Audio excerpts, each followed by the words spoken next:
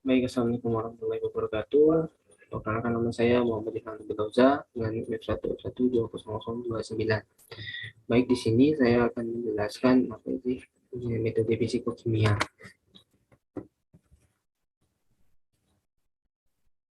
yang ditampilkan pada PPT yang sudah saya siapkan.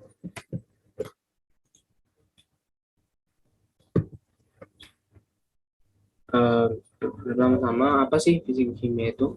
Fisikokimia adalah sifat senyawa yang mengacu ke sifat fisik dari sebuah senyawa kimia.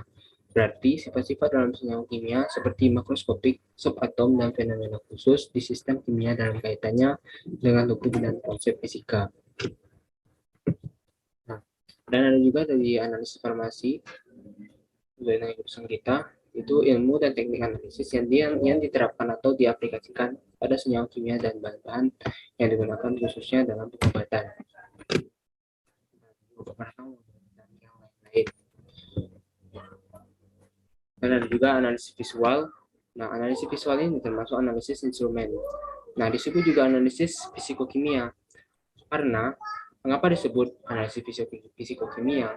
Karena menggunakan instrumen yang memadai dan didasari pada pengukuran sifat fisikokimia itu sendiri dari molekul atau atom dari sampel yang dianalisis.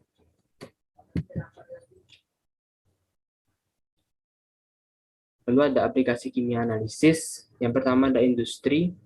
Industri yaitu maksudnya dalam pemilihan bahan-bahan yang akan diindustri atau yang akan diproduksi yang yang yang akan dijadikan sebagai sebuah produk. Lalu yang kedua ada kesehatan, yaitu meliputi bidang kesehatan seperti yang kita pelajari,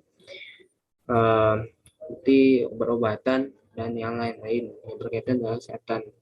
Terus yang ketiga ada lingkungan, itu kimia analisis yang berkaitan dengan lingkungan, dan yang keempat ada pertanian yang berkaitan sama pertanian, itu tentang misalkan atau pupuk, dawe, dan yang lain sebagainya yang berkaitan dengan kimia. Tentunya yang bermanfaat bagi dalam bidang pertanian tersebut. Nah, selanjutnya ada kriteria yang digunakan untuk membandingkan metode analisis. Yang pertama ada precision, atau yang disebut dengan presisi. Nah, presisi ini yaitu ukuran keterulangan maksudnya. Lalu ada kedua akurasi, yaitu ukuran ketepatan. Lalu ada yang tiga yaitu sensitivitas atau sensitivity, yaitu kemampuan membedakan antara konsentrasi dari analit yang telah kita hasilkan. Terus ada detection limit atau yang bisa disebut dalam bahasa Indonesia-nya yaitu batas deteksi, yaitu batas terkecil suatu metode dapat mendeteksi atau LOD. Nah, lalu yang kelima ada dynamic range, yaitu batas konsentrasi terkecil yang dapat dikualifikasi atau LOK. Lalu yang terakhir ada selektivitas atau yang disebut dengan selektivitas. Nah, ada juga kriteria lain yang perlu dipertimbangkan dalam metode analisis. Yang pertama ada kecepatan analisis, lalu kemudahan metode analisis, lalu yang ketiga ada ketika kemahiran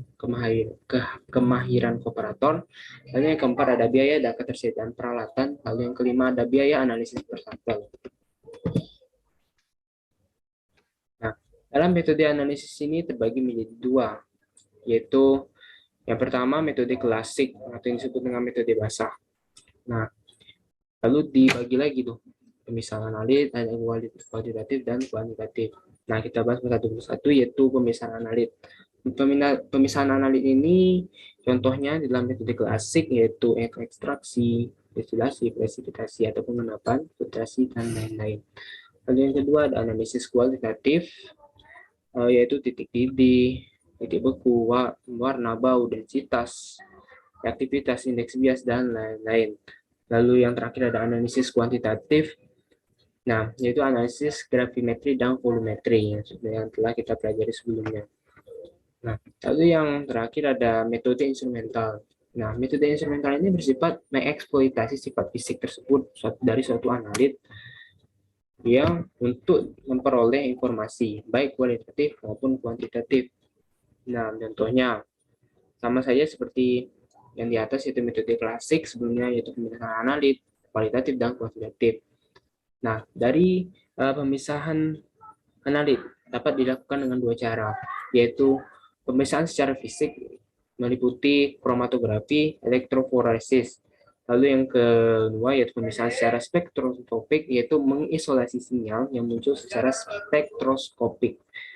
Nah, lalu ada analisis kualitatif, spektrofotometri, UV vis.